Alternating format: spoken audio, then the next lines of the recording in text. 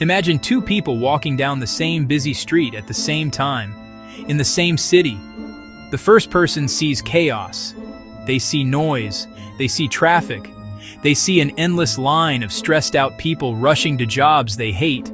They see bills to pay. Their reality is one of scarcity and resistance. The second person walks down the exact same street, but they live in a completely different universe. Where the first sees traffic, the second sees a logistical inefficiency waiting to be solved by an app.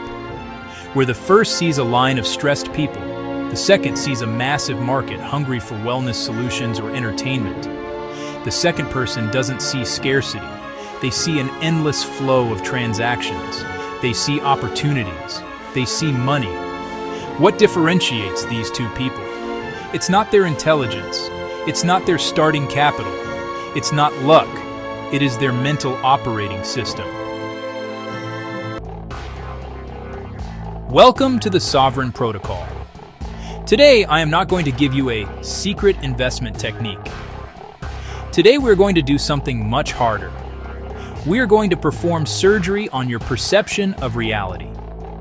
The reason you don't see money opportunities is not because they don't exist. It is because your brain is biologically designed to ignore them. We need to talk about your mental bouncer, the Reticular Activating System, or RAS. Your brain processes millions of bits of information per second. If you were conscious of everything, every sound, every color, every sensation on your skin, you would go insane instantly. The RAS is the filter. It is the security guard at the door of your consciousness, deciding what gets in and what stays out. For 200,000 years, the job of the RAS was not to make you rich. It was to keep you alive. Your brain is defaulted to look for threats, not opportunities. It is programmed to seek the safety of the herd, not the risk of innovation. If your RAS believes that money is scarce, difficult, and dangerous, it will actively block any information that contradicts that belief. It literally makes you blind to the abundance right in front of your face. Before we install the new software, we must delete the current viruses. There are 3 toxic beliefs that have hijacked your system and keep it in poverty mode. Virus number 1, linear thinking. We have been trained to think that time equals money. If I work more hours, I earn more. This is the middle-class trap. Real money does not follow a straight line. It follows an exponential curve. Real wealth is not about your time. It is about the value you provide and the systems you build. If you keep selling your time, you will always have a ceiling. Virus number 2, comfort as a goal. Your reptilian brain seeks to conserve energy. It loves routine. The problem is that the opportunity for wealth always lives outside the comfort zone. Always. If your priority is to be comfortable and safe today, you are sacrificing your freedom tomorrow. Opportunity disguises itself as hard work, uncertainty, and complex problems. Virus number 3, the most dangerous one, the victim identity. The economy is bad. My boss doesn't value me. I don't have the connections. As long as you believe your financial situation is the fault of external factors, you are handing over your sovereignty to the world. A brain that feels like a victim does not look for solutions. It looks for excuses. We understand the problem. Your brain filters out abundance to protect you. Now, how do we hack it? Here are the 3 protocols to rewire your mind. Protocol 1. The primary question. Most people wake up and their first unconscious question is reactive. What do I have to do today to avoid trouble? You're going to change that. Starting tomorrow, your first mental task is to ask a proactive question that forces your system to scan for value. The question is, where is the friction around me, and how could I remove it? Money is simply the reward for solving problems. Friction is the symptom of a problem. When you go to the bank and the service is slow, that is friction. When an app is confusing, that is friction. Instead of complaining, your brain must start asking, How much would people pay to make this pain go away? Train your mind to be a detective of inefficiency.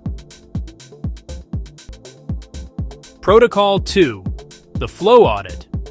Money is not static. It is energy in motion. The problem is that you are standing on the riverbank, watching it flow by. Start observing the world not as a consumer, but as a producer. When you walk into a coffee shop, don't just think about the coffee you are going to drink. Stop and analyze. Ask yourself, what is the profit margin on this cup? How much is the rent on this corner? How do they acquire customers? What is their best-selling product? Stop being a passive spectator of the economy and become an active analyst. It will feel strange at first, but you are training the muscle of commercial vision. Protocol 3. Proximity exposure. Your brain calibrates itself to its environment. If you spend all day with people who complain about debt and live for the weekend to spend the little they earned, your brain will understand that as the baseline. You need to contaminate your brain with success. Proximity is power. If you cannot physically surround yourself with millionaires yet, do it digitally. But not with trendy influencers showing off rented cars. Surround yourself with builders. Read biographies of industry titans. Listen to podcasts by serious economists.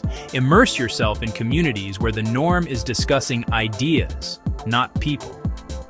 When you repeatedly hear how big players think, your brain starts mimicking their thought patterns by pure osmosis. Reprogramming your brain is not an overnight event. It is a process of constant demolition and reconstruction. But I promise you this, if you apply these protocols, something will start to change in the coming weeks. One day, you will walk down that same noisy street we talked about at the beginning. But you won't see just noise anymore. You will start seeing gaps in the market. You will start hearing people's complaints, not as negativity, but as free market research. You will see connections between industries that no one else sees. The world won't have changed. The economy will still have crises. Politicians will still argue, but you will have changed. Your eyes will have opened.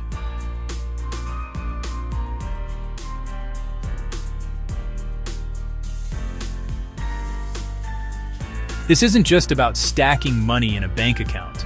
It is about reclaiming the most potent human capacity, creativity applied to solve problems and generate value. It is about stopping being a victim of circumstance and becoming the architect of your reality.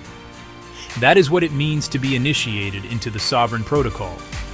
If this video has sparked something in your mind, subscribe and turn on notifications. We are building an informed minority that refuses to accept the default program. Welcome to the other side of the mirror.